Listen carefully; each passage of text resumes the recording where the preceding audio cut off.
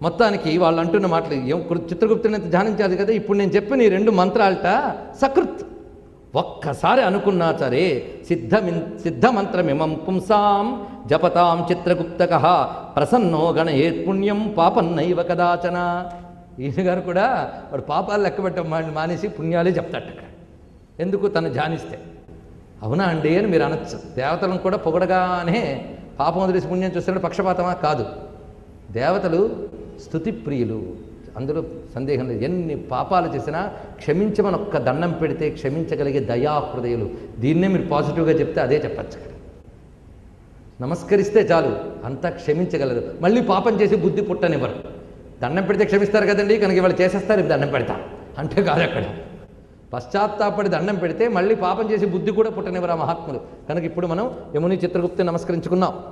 వాళ్ళని ఒక్కసారి కూడా నమస్కరించుకోలేదే, అందుకు అనుభవిస్తున్నారు అంటున్నారు ఎవరు? కింకరులు. నజప్తశ్చ తయోర్మంత్రో నభవేద్యేన యాతన నాపి కించిత్ కృతం తీర్థం పూజితా నైవ దేవతా. ఎప్పుడూ ఒక తీర్థసేవ లేదు, క్షేత్రయాత్ర లేదు.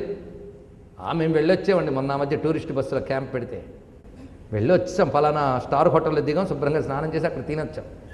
కానీ విధిగా జరిగిందా అది చూడండి. క్షేత్రయాత్రలు తీర్థయాత్రలు విధిగా జరిగినప్పుడే అవి సత్ఫలితాన్ని ఇస్తాయి.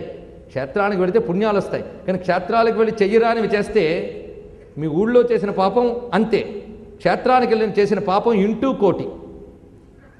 కనుక అక్కడికి వెళ్ళి ఏం చేస్తారో మీ ఇష్టం, ఏది చేసుకున్నా ఇంటూ కోటి. కానీ పుణ్యాలు మాత్రమే కాదు ఏదైనా. కనుక అక్కడికి వెళ్ళినప్పుడు ఇంకా జాగ్రత్తగా ఉండాలి. అందుకు అక్కడికి తిడుతున్నారు. ఏమని? ఎప్పుడైనా క్షేత్రం తీర్థం వెళ్ళేవా? అది లేదు. గృహాశ్రమ స్థితేనాపి హంతకారోపి రుద్ధృత. గృహస్థాశ్రమంలో ఉంటూ కూడా నువ్వు, గృహస్థాశ్రమం ఎప్పుడు శోభిల్లుతుందో తెలుసా? ఏ ఇంట్లో దేవతలు, పితృదేవతలు, అతిథులు వీళ్ళందరూ పూజింపబడతారు, ఆ ఇల్లే ఇల్లు. అవి లేనప్పుడు నువ్వు ఆ గృహస్థాశ్రమంలో కేవలం నువ్వు చేసింది ఒకటే పని, కుటుంబ భరణమేవా. కుటుంబాన్ని పోషించడం అన్న ఒక్క పని తప్ప మరేది చెయ్యినప్పుడు నీ గృహస్థాశ్రమం ఏం సార్థకమైంది? అందుకు నువ్వు ఇది తప్పక అనుభవించవలసిందే. నీకు క్షమాపరాధనం ఏమి చెయ్యం. బ్రతికున్నప్పుడు నువ్వు సరిగ్గా ఇందులో ఏ ఒక్కటి చేసి ఎన్ని పాపాలు చేసినా క్షమించగలిగేవారు ఎవరు? మేము మాత్రం క్షమించాం. యమకింకరులకి దయలేదు. నువ్వు ఇక్కడికి వచ్చి ఏడిస్తే ఎముడికి కూడా దయలేదు. కానీ ఏడిస్తే దయచిముంచేవారు ఒక్కరే ఉన్నారు, గుర్తుపెట్టుకో. ఎవరు? క్షమాపరాధం కురుతే భగవాన్ హరిరీశ్వర. ఎన్ని చేసినా క్షమించగలిగే దయామయుడు నారాయణుడు ఉన్నాడయ్యా. ఆ బ్రతుకున్నప్పుడు ఒక్కసారి హరి ముందు భక్తిగా నమస్కరించావా? చేసి ఉంటే నువ్వు చేసినవన్నీ తీసేవాడు మహానుభావుడు ఒక్కడు.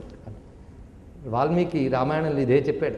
సీతమ్మ రావణాసుడికి చెప్పింది, విదిత సహి ధర్మజ్ఞ శరణాగత వత్సర. దయామయుడు ఎన్ని తప్పులు చేసి కాళ్ళ మీద పడు క్షమించేస్తాడు. నేను చెప్పడమే కాదు, ఆయన కూడా అదే చెప్తాడు. కావాలంటే విను. చెప్పాడు. విభీషణుడికి అభయం ఇచ్చాడు. ఎవరో అన్నట్టు శత్రు సోదరుడికి కూడా అభయం ఇస్తావా? శత్రు సోదరుడికి ఏంటి? ఇప్పుడు శత్రువు వచ్చి పశ్చాత్తాపడ్డా అభయం ఇస్తానన్నాడు. ఎవరనగలరండి?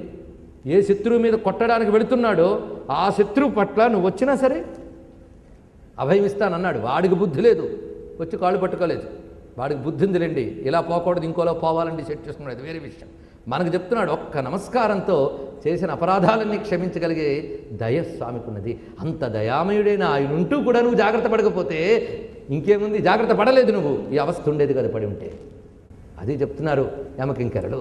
ఆ దయామయుడిని హరిని ఆశ్రయించలేదు.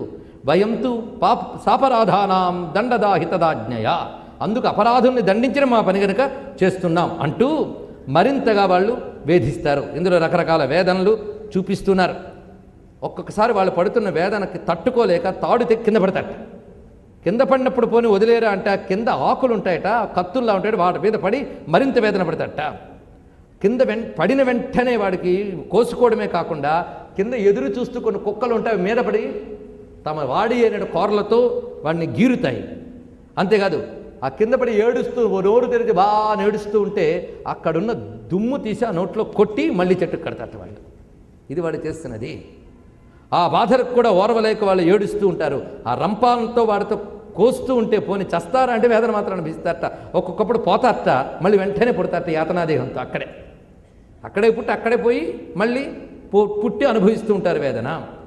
కొందరిని భయంకరమైన నూతుల్లో పడవేయడం, కొందరిని పర్వతాగ్రాల నుంచి గెంటి వేయడం, కొందరిని పురుగులు అనేక ఉన్నటువంటి గుంటల్లో పడివేయడం, ఇంకా చాలా చెప్పారు కానీ నేను కొద్దిగా చెప్తున్నాను ఇక్కడ.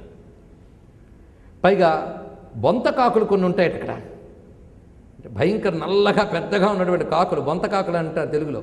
అలాంటి బొంత కాకులు వీటి మహాకాకై గృధ్రై అన్నారు ఇక్కడ.